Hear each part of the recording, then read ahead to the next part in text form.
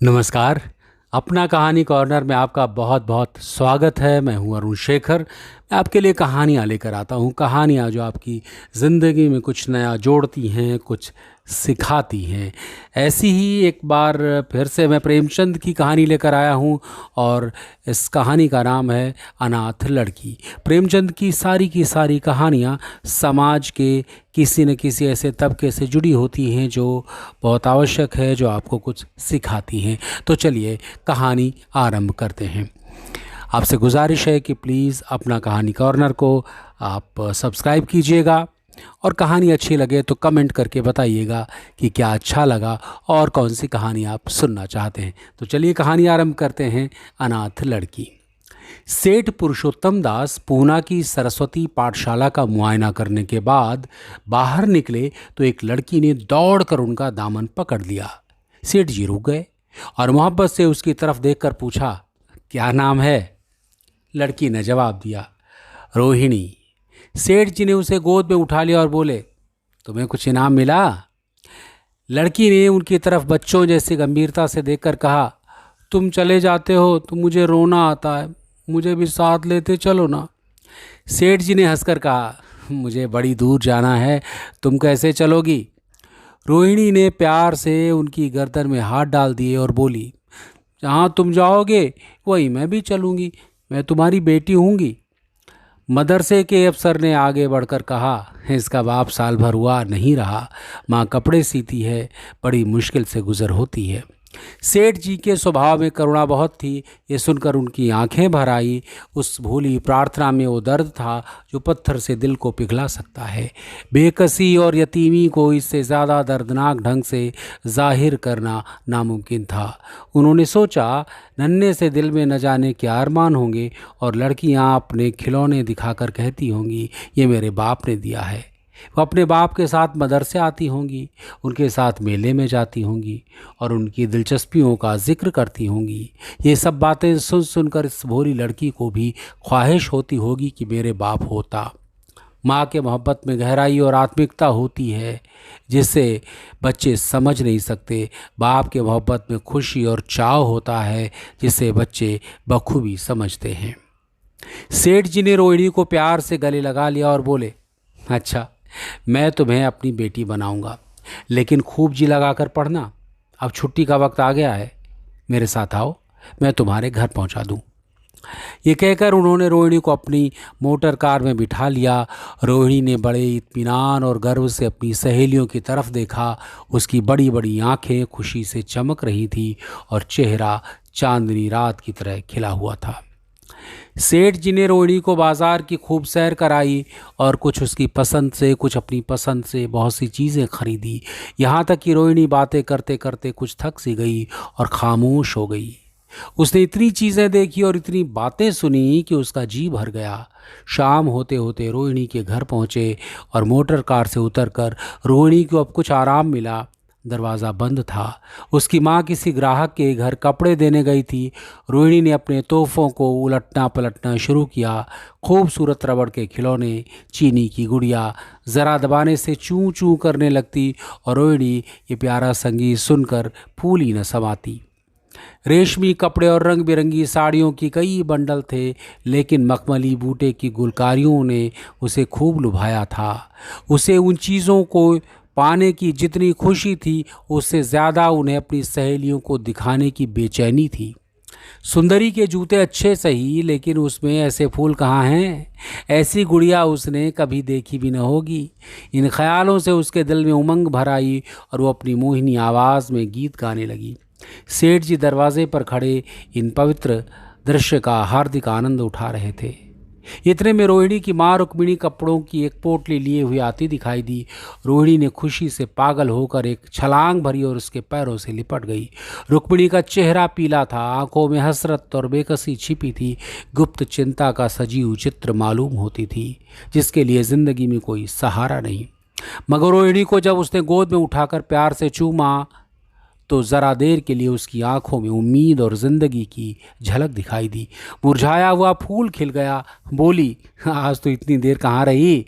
मैं तुझे ढूंढने पाठशाला गई थी। रोहिणी ने हुमक कर कहा, मैं तो मोटर कार पर बैठकर बाजार गई थी, वहाँ से बहुत अच्छी अच्छी चीज़ें लाई हूँ। वो देखो देखो कौन खड़ा है। माँ ने सेठ जी की तरफ ताका और लजाकर सिर झुका लिया। बरामदे में पहुंचते ही रोहिणी माँ की गोद से उतरकर सेठ जी के पास गई और अपनी माँ को यकीन दिलाने के लिए भोलेपन से बोली, क्यों, तुम मेरे बाप हो ना? सेठ जी ने उसे प्यार करके कहा, हाँ, तुम मेरी प्यारी बेटी हो। रोहिणी ने उसके मुख की तरफ याचना भरी आंखों से देखकर कहा, अब तुम रोज यहीं रहा करोगे? सेठ जी ने उसके बाल सुलझाकर जवाब दिया, हाँ, मैं यहाँ रहूँगा तो काम कौन करेगा? मैं कभी कभी तुम्हें देखने आया करूँगा, लेकिन वहाँ से तुम्हारे लिए अच्छी अच्छी चीज़ें भेजूँगा।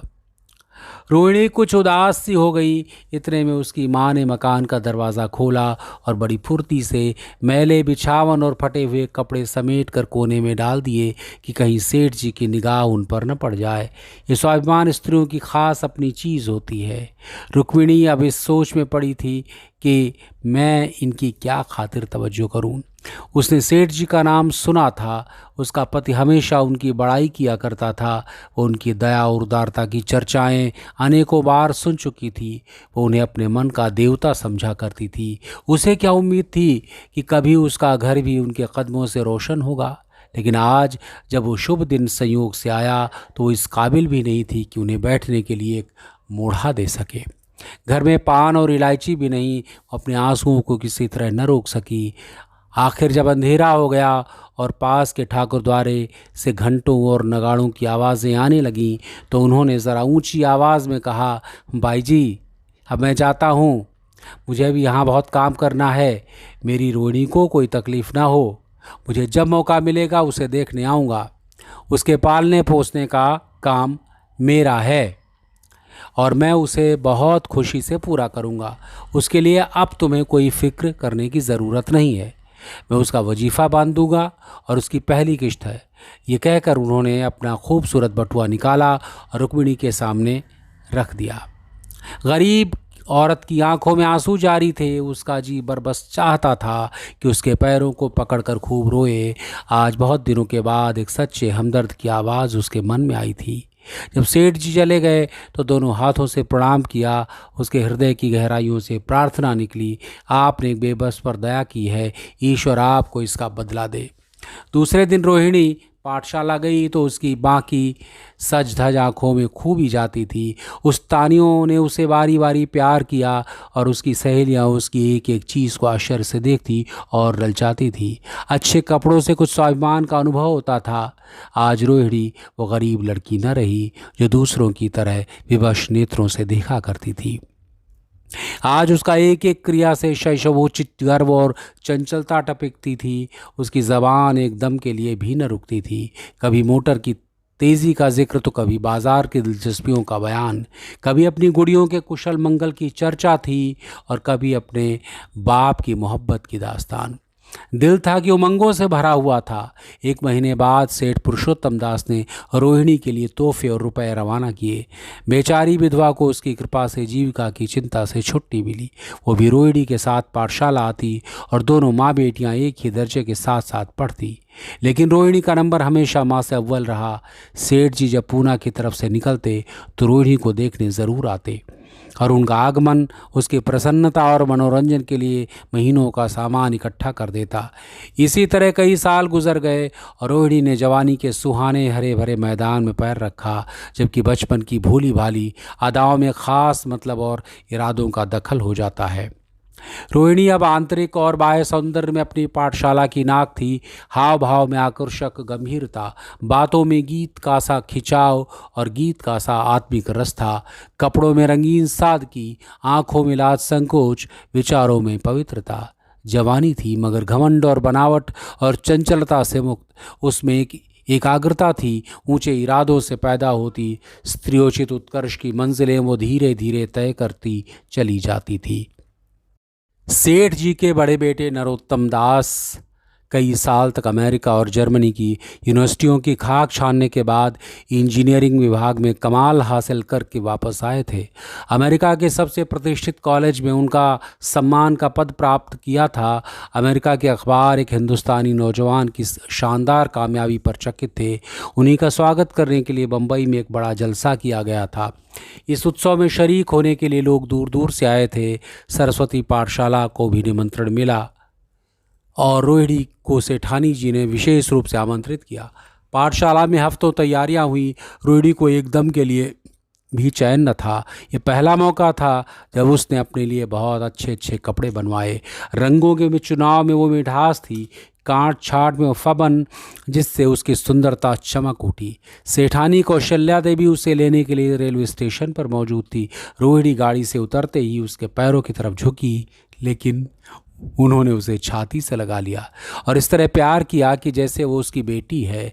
वो उसे बार बार देखती थी और आंखों से गर्व और प्रेम टपक पड़ता था। इस जलसे के लिए ठीक समंदर के किनारे हरे भरे सुनहरे मैदान में लंबा चौड़ा शामियाना लगाया गया था। एक तरफ आदमियों का समुद्र उमड़ा हुआ था, दूसरी तरफ समुद्र की लहरें उमड़ रही थी। गोया वो भी इसी खुशी में शरीक थी। जब उपस्थित लोगों ने रोहिणी बाई के आने की खबर सुनी तो हजारों आदमी उसे देखने के लिए खड़े हो गए। यही तो वो लड़की है जिसने अब की शास्त्री की परीक्षा पास की है। ज़रा उसके दर्शन करने चाहिए। अब भी इस देश की स्त्रियों में ऐसे रत्न मौजूद हैं।